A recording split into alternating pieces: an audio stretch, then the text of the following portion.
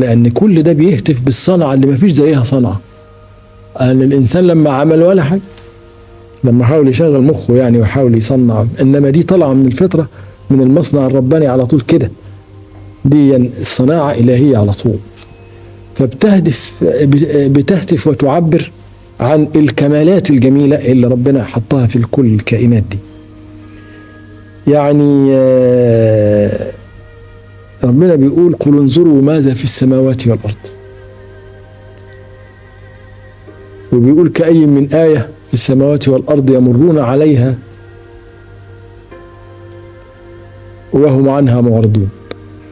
قل انظروا ماذا في السماوات، برضو بلفت نظر إلى السماوات. احنا اللي شفناه جانب من الأرض، لكن الكون مليء بالأعاجيب والآيات الغريبة.